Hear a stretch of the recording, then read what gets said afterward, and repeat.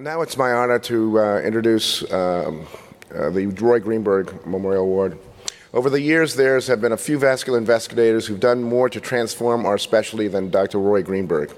He was a true visionary and an unparalleled inventor with more than 50 patents. At the 2012 Vascular Annual Meeting, he was honored with the SVS Medal of Innovation.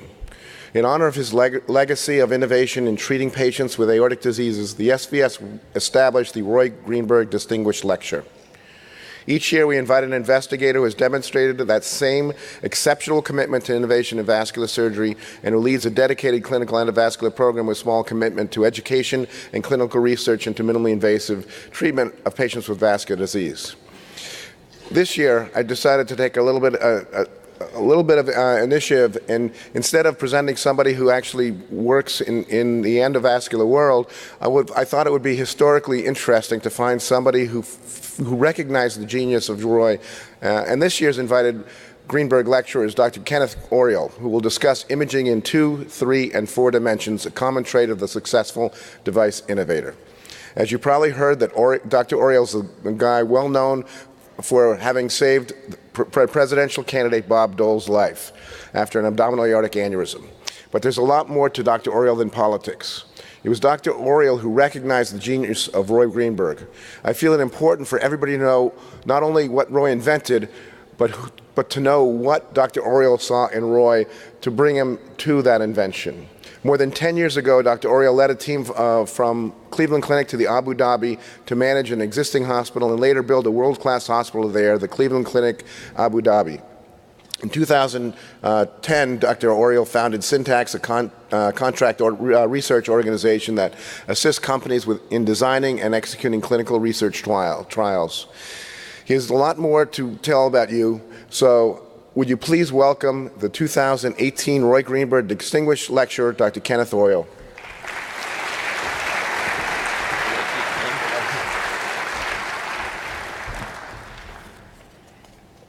Thank you.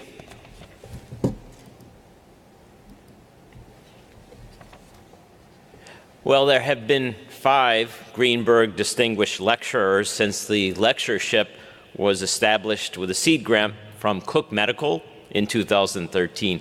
And we owe a debt of gratitude to Cook and to the SVS leadership for having the foresight to establish the lectureship before Roy Greenberg passed away. The first lecture was delivered by Stéphane Hollande, and since then there have been 4 Greenberg lecturers, Gustavo Oderich, Matt Eagleton, Tim Resch, and Tara Mastracci. And each of the previous lecturers were mentees and friends of Roy. The lectures were delivered with thoughtfulness and emotion, each summarizing Roy's contributions to vascular surgery in general and to the treatment of aortic disease in particular, and at a level of sophistication that is well beyond what I might hope to offer today. But my objective is a bit different than the others. Like the prior Greenberg Distinguished Lecturers, this presentation is focused on Roy's work. But my own relationship with Roy was unique and, in a sense, quite distinct from that of the previous lecturers. So I will focus on the early years of Roy's career and how his career was molded from internal and external influences. I first met Roy in July of 1992 during the first month of his surgical internship at the University of Rochester. And over the next 20 years, my relationship with Roy was transformative, at least for me. We began as teacher, me, and student Roy, but our roles quickly reversed, and I learned more from Roy than he from me, that is certain. My message this morning is a simple one. Roy achieved much in his truncated life. Today's devices and techniques for treating complex aortic disease are, to some extent, a result of Roy's innovations. But more importantly, Roy's career can be a model for young device innovators throughout the world. A career self-planned, self-executed, and carefully designed to assure success. I intend to focus on just a few key issues today. First, the qualities that medical device innovators share as studied through the last century. Second, the ability of medical device innovators to imagine in more than two dimensions, to examine a problem and to view its solution in one's mind as a real object, a rotating three-dimensional device.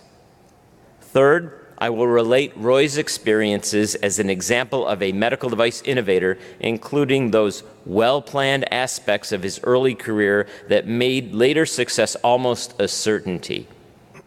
And last, an examination of Roy's early career as an inspiration for other potential physicians that desire to bridge the gap between medicine and engineering. Where does genius originate? What can we learn from Roy's rapid trajectory to an endovascular innovator?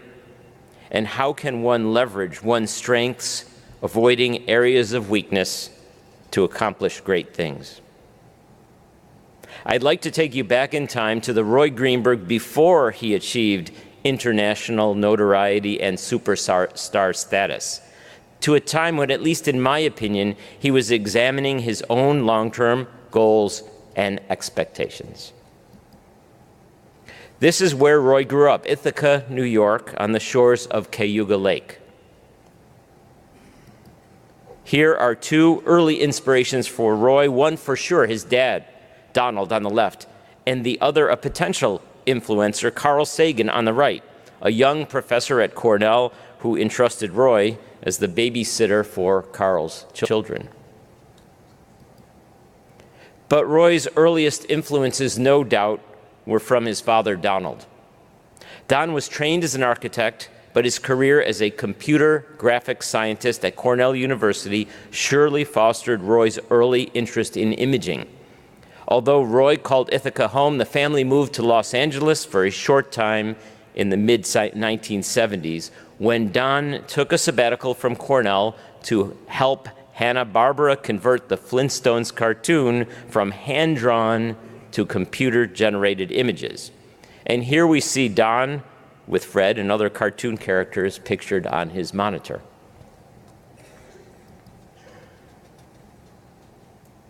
Roy stayed in Ithaca for his undergraduate training, studying chemistry and other pre-medical courses at Cornell, but he also focused on engineering.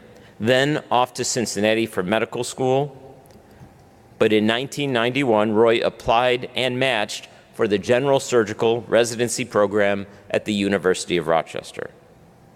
Roy was a somewhat awkward lad at the time, and this was not surprising. Roy was always the shortest kid in his grammar school class.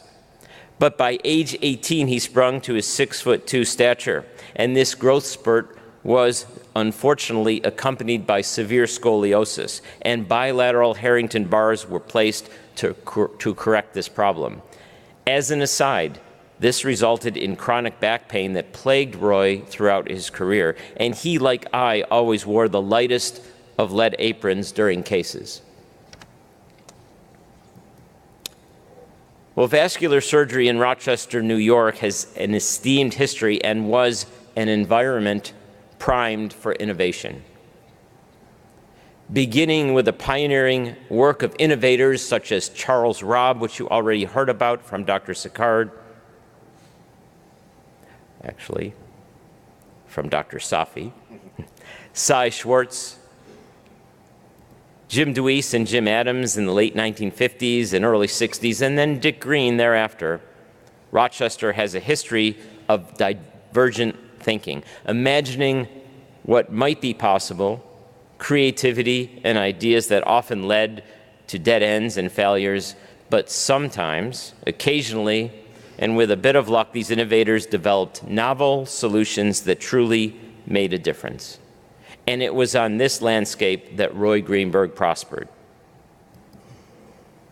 Here are the vascular fellows that worked with Roy in Rochester: Tudor, Denaire, Shortell, Illig, Sarek, Srivastava, Eagleton, and Leiden. Each achieved greatness in their own careers. And the University of Rochester was a wonderful place to be in the 1990s. There was a level of camaraderie between the surgical trainees and between their attendings that I have not witnessed in many other institutions. And each of Roy's contemporaries were in some part responsible for interactive relationships that accelerated innovation. And overall, the Rochester group is well known for their technical skills, honing their surgical expertise at the community hospitals and honing their academic accomplishments back at the U. They were ready for the world. And these stars indicate future division chairs among Roy's contemporaries in Rochester. Well, 20 years almost to the day, I was offered the Chief of Vascular Surgery position at the Cleveland Clinic, a department unbridled from general surgery. Vascular surgery at the clinic had an international internal standing equivalent to every other surgical specialty within the clinic. I asked Roy to join me there, and in fact told him my decision would in part be based on whether he would come. And I remember speaking with Roy. We were flying back from a conference in Europe. It was spring 1999, and Roy found a way to upgrade both of us to first class on one of the new 777s from Boeing. I'd taken the clinic job 6 months prior, and Roy was about 2 months shy of completing his fellowship in Rochester. He still hadn't decided whether he'd stay in Rochester or come to join me at the clinic. After the plane reached altitude, Roy took out a yellow legal pad, placed it on the armrest between the two of us, and began to write. He said we needed a system, an organized process for clinical research, patient care, and innovation. And we spent the remaining 7 hours of the flight planning how our system would work and how device innovation would interface smoothly with patient care and publication. And now I look back in wonderment how a fellow, quite honestly, had better ideas of how to organize an inventive, pioneering vascular surgery group than did I or the other senior vascular surgeons in our department. Roy eventually did make the decision to join the team at the clinic, and so did 4 other Rochester trainees. At the risk of showing another slide that resembles Roy's fraternity composite, here are individuals that were important to Roy's career at the clinic. Some indirectly, such as Fred Loop and Toby Cosgrove, but some directly, such as Bruce Lytle, Roy's closest advisor and confidant, and Lars Svensson, who helped Roy develop endovascular techniques based on Lars' experience with open surgical thoracic aortic procedures. Roy fostered relationships with these individuals, relationships that spanned clinical care, education, innovation, and importantly to Roy, friendship. An ancient African proverb says, if you want to travel fast, travel alone, but if you want to go far, travel together. As an innovator, Roy knew he could not do it alone. With support from Bill Cook and John DeFord, Roy worked closely with Krasy Ivanchev, Tim Resch, Stéphane Holland, Carl West, and many others to develop innovative aortic devices that are in broad use today. Roy has more than 50 patents issued in his name, and most are assigned jointly to the Cleveland Clinic and Cook Medical. Sadly, more than half of these patents were issued after Roy's death. Here's a small sample of Roy's innovations that prove that a carefully planned, well-executed career can achieve greatness. From early attempts at bare metal stenting of the first fenestrated grafts, to the sheath in a sheath technique Roy often employed in his cases, and the helical branch graft that Roy felt was necessary to prevent kinking and thrombosis.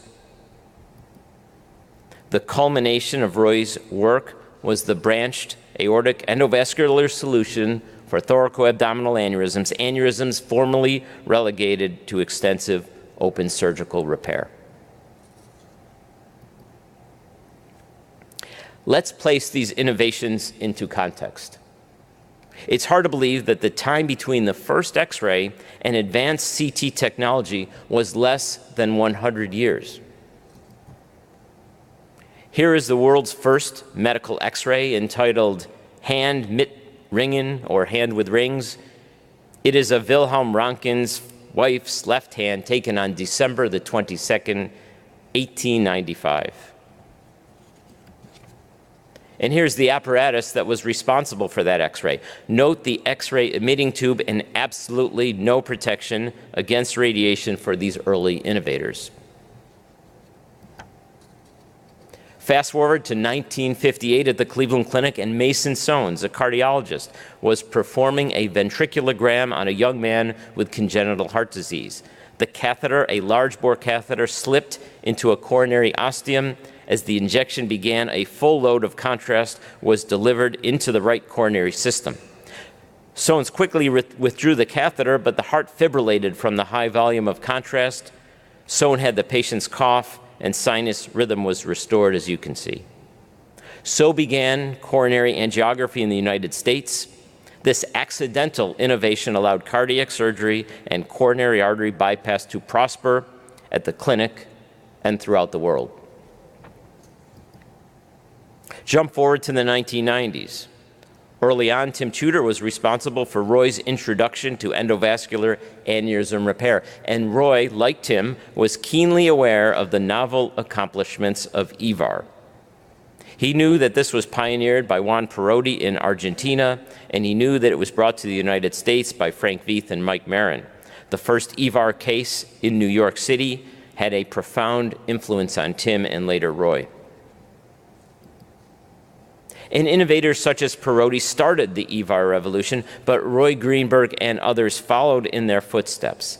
Each shared a common thread, a multi-dimensional imagination. So, what is multi-dimensionality? And let's start with a single point in space. It has no dimensions and can be defined only mathematically. But a set of points becomes a line, a one-dimensional structure. And as the line becomes a plane, two-dimensional structure, things begin to take shape. In the past, radiological images were limited to 2 dimensions, and so too were the imaginations of many of our non-surgical colleagues. But surgeons, however, as a result of their open surgical training, have always imagined in 3 dimensions, and this is where most of us are today. But the true medical innovator imagines in more than 3 dimensions, in 4 and even 5 or 6 dimensions, as this tesseract attempts to depict. Most of you will remember hard copy CT films, and if we were lucky, we had 24 images per film, but often we had many more. This was the state of aortic imaging when Roy found his interest. Calipers, or worse yet, 3x5 index cards were used to make measurements, and these 2-dimensional views were totally inadequate for what Roy wanted to do. Some of you will also remember this contraption. Pac-Man was first released in Japan in May of 1980, and in the US later that year. And Roy was an avid gamer. Usually foosball, but electronic games as well. He came to me in the mid-1990s with an idea. Imagine if CT images could be displayed on an interactive screen, like a Pac-Man video game. We could make measurements on the screen, not on paper films, and manipulate the images real time. Where did Roy get these ideas? Again, a photo of Don, Roy's father, the computer graphics scientist, at work with his interactive screen well before any of us contemplated the interactive graphics commonplace today on tablets, iPads, and cell phones. Here's a 4D ultrasound, a technique developed over a decade ago and now commonplace, and in fact some obstetricians use this as a marketing tool to attract new patients. The days of putting 2D ultrasound photos of your unborn baby on your refrigerator are over. Now one can show friends and family 4-dimensional MP4 videos on a cell phone, or, heaven forbid, post these videos to social media. But of greater medical utility, here is a B-mode 2D ultrasound of a mitral vegetation. But on the right is a 4D image of the same valve and vegetation, offering a non-invasive moving never before seen view from within the left atrium. And here is an example of a 4D MRA. Shading and perspective create a three-dimensional image in our mind when we see this image. Each point is defined not just by an X, Y, and Z coordinate, but also by a colored fourth coordinate, that of blood velocity. And when the image is cinematized, we have a fifth dimension, that of time. This is the type of image that the true medical innovator plays over and over in their mind as they imagine novel devices to solve complex medical problems. In conclusion, I hope I have offered a glimpse of what one individual, Roy Kenneth Greenberg, carefully and deliberately designed his early career to set it up for greatness. A career executed with fastidious planning, friendships tied to scientific collaboration and thoughtful execution, but in every sense, entirely based upon a foundation of multidimensional imagination. In the words of George Bernard Shaw, a quote used so many times over the years and so fitting to describe Roy, "Some men see things as they are and say why. Roy dreamt things that never were and said, why not?" Thank you.